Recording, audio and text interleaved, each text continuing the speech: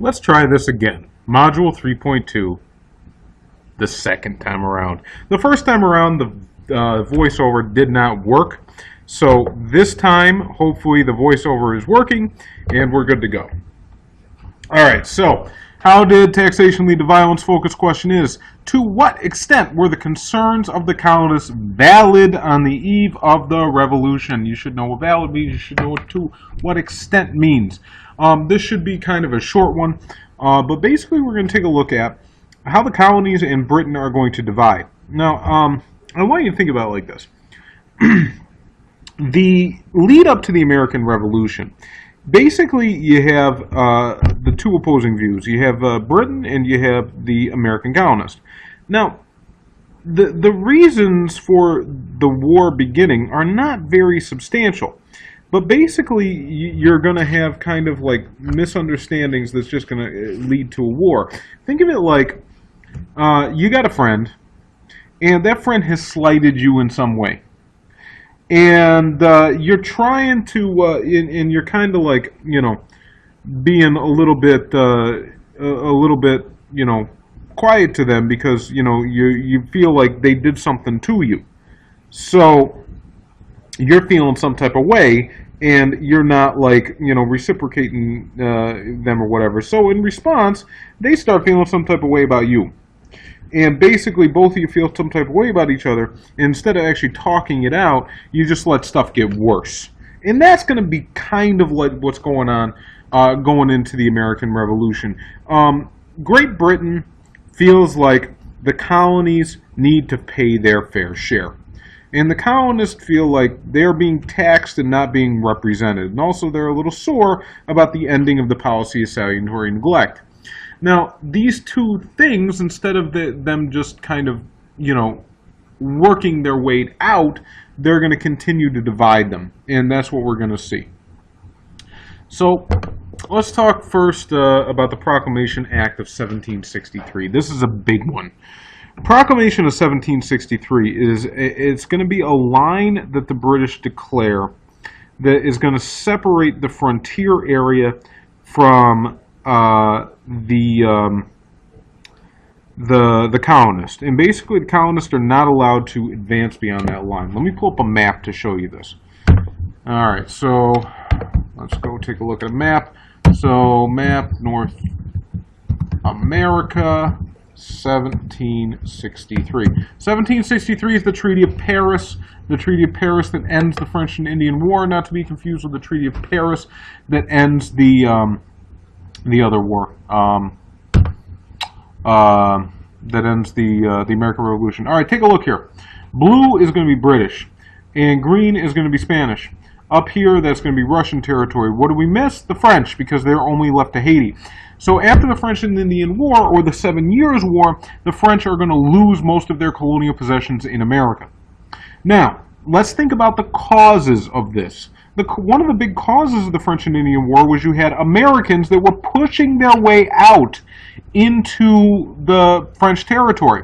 The French built a line of forts along that territory, and then the Americans, as they're pushing out, they had the conflict at Fort Donetsk, turns into a war. The British want to try to avoid that. Also, we got to remember about the French and Indian War, the French were able to ally themselves with the Native Americans.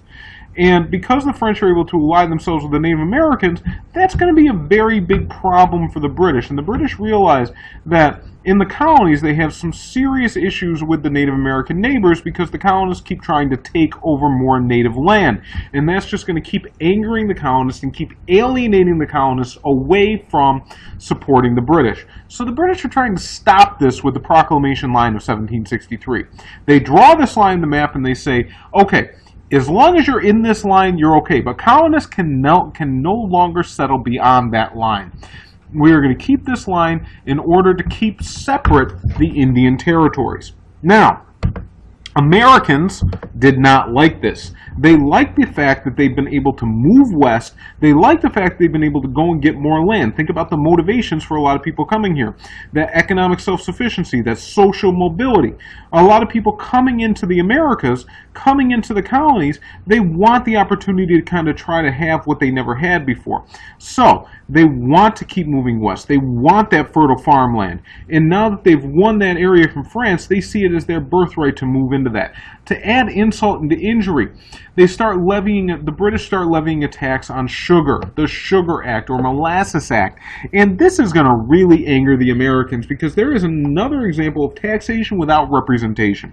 So not only the British government telling the Americans where they can and cannot settle, but now there's going to be more taxation without representation, and this is going to serve to really anger the colonists. We're not talking about a lot of money. These taxes are not about a lot of money. As a matter of fact, the average colonist is going to be better off than the average British citizen.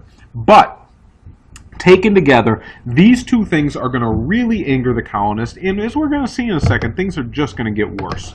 Alright, so by 1767, things are going to get even worse. And then Townshend Acts are passed. This is going to be named after the exchequer of the British government named Townshend. And basically, he's like, these colonists need to pay their fair share. They need to pay for the troops. They need to pay for the defense of the French and Indian War. Our debts went up. They got to pay for this. So these taxes are going to be passed in 1767. And this is going to be a broad array of taxes. There's going to be passed on glass. It's going to be passed on stamps. A lot of things are going to be taxed. And basically, we know how the colonists feel about these taxes. No taxation without representation. They feel this is an imposition on their rights. Now, the colonists being, very similar to us today, you have a measure that you really don't like, you're going to find a way around it. So they found a way around it too. And what they ended up doing was smuggling increased big time. The ports out of, especially Boston, you had ships going down to the Caribbean. They were trading with the French via Haiti. And by trading with the French, they were able to kind of work their way around paying these taxes. And they were very happy about that. Now, this is going to get the British very upset because the British are like, well, you are our citizens. And according to our mercantilist policy, you cannot go trading with those French people. You are our citizens. You exist to make us money. So you have to trade with us. So in order to basically make sure that they got in line, the British are sending in some troops. They sent the troops into Boston, and basically they're trying to crack down the smuggling ring. Well, this is around Christmas time. The snow is falling in Boston, and there's a bunch of British soldiers that are garrisoned in Boston, and a bunch of colonists basically get around the British soldiers, and they start tormenting them. And they get very angry at them. And they start throwing things at the soldiers like snowballs. Hold on a second. Let me pull this up.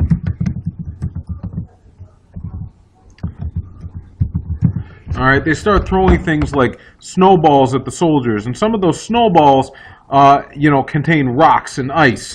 So what happens is basically you have a bunch of soldiers. Now these soldiers are like 19, 20 years old. And one of them loses their head. He opens fire. And the rest of the soldiers open fire in the crowd. Interesting footnote of history. The first man to lose his life at the Boston Massacre is a guy named Crispus Attucks. Okay? This is him. Notice something about this guy? That's right. He's an African American. An African American was the first man to shed blood for the American cause and for the American cause for independence. So we have the bloody massacre in Boston. Basically, the troops open fire, lose their heads. A bunch of colonists are going to die. And this is going to really, really get the colonists upset. Rightly so. They're like, how dare you? You send troops in here. We're protesting against the rights, and you open fire on us. So the British realize, okay, our bad. So what the British do is they repeal all the taxes in 1770 except the tax on tea. And they try to make amends, and they try to say, okay, you know what, we stepped a little bit too far. But the colonists are not about to take this lying down. A guy named Samuel Adams is going to step up, and he's going to start an organization in Boston known as the Sons of Liberty. All right, so this is Samuel Adams. Images. Yeah, there's Samuel Adams. Oh no, that's the beer company. Yeah, they named the beer company after him, but this is the actual guy, Samuel Adams. And he's going to get a bunch of guys together, and they're going to start a little club called the Sons of Liberty. Now that sounds like an awesome organization, right? The Sons of Liberty. Yeah, these guys meant business. So, where are the Sons of Liberty? Oh, where's that cartoon that I like?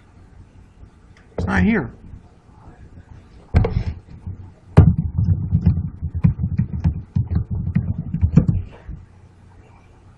Yes. Okay. Check this out. This cartoon is awesome.